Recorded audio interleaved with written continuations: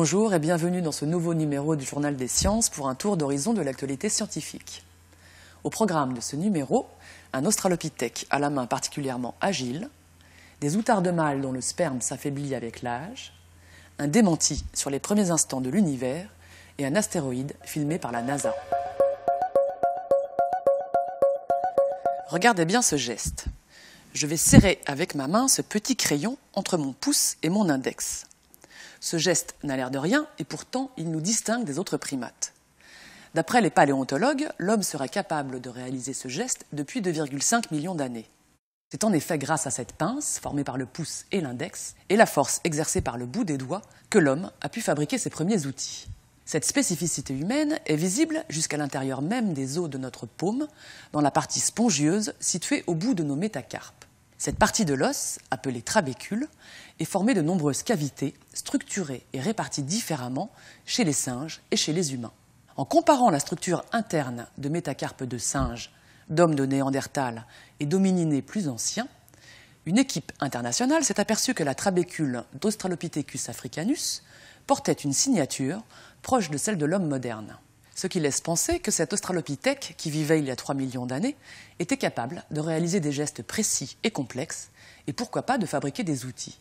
Il est donc permis d'imaginer la découverte un jour d'outils beaucoup plus anciens que ceux déjà connus. Connaissez-vous l'outarde ?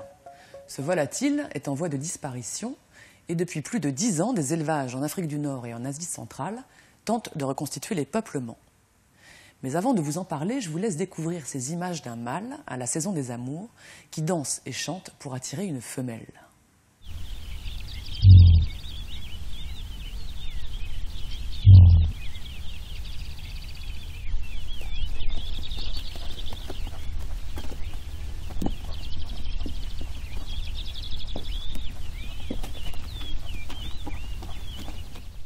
Dans les élevages, malheureusement, le mâle n'a pas à danser.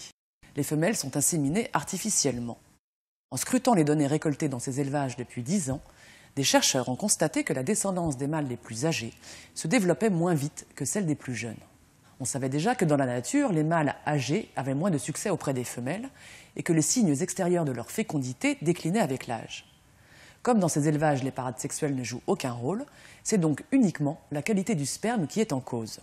Ce résultat est une nouvelle preuve que pour beaucoup d'espèces, l'âge des mâles, comme celui des femelles, a un impact sur leur descendance, chez l'outarde comme chez l'homme.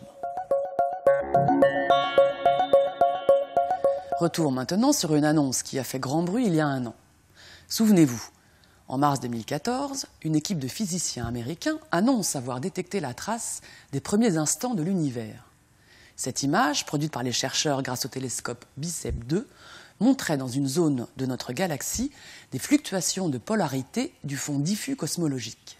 Le fond diffus est un rayonnement émis 380 000 ans après le Big Bang qui a été cartographié par le satellite Planck. Les déformations observées dans ce fond diffus par les chercheurs américains étaient censées avoir été causées par la phase d'inflation qu'a connue l'univers quelques milliardièmes de secondes après le Big Bang. Malheureusement, l'information vient d'être démentie. Une fois croisées les données de Planck, de BICEP 2 et du télescope Keck, il s'avère que le signal qui avait été perçu dans la zone cernée de pointillés blancs trouve son origine essentiellement dans notre galaxie. Il faudra donc attendre encore avant de disposer d'une preuve concrète de l'inflation précoce de l'univers. Restons dans l'espace avec un événement qui s'est déroulé le 26 janvier dernier. Cette nuit-là, les antennes radars du site de Goldstone, en Californie, ont réussi à suivre la trajectoire de l'astéroïde 2004 BL86. Ce géocroiseur, qui mesure plus de 300 mètres de large, est passé à 1,2 million de kilomètres de la surface de la Terre. Les 20 images radars mises bout à bout montrent, et c'est une première, que l'astéroïde n'était pas seul, puisqu'une lune l'accompagnait dans sa trajectoire. C'est la première fois au cours de l'ère moderne qu'un corps de cette dimension passe aussi près de nous. D'après les chercheurs de la NASA, l'astéroïde et son satellite ne seront pas de retour avant les 2 prochains siècles. Ce numéro est maintenant terminé. Rendez-vous dans 15 jours pour un nouveau tour d'horizon de l'actualité scientifique. En attendant, retrouvez-nous sur le site de la rédaction scienceactualité.fr. À bientôt.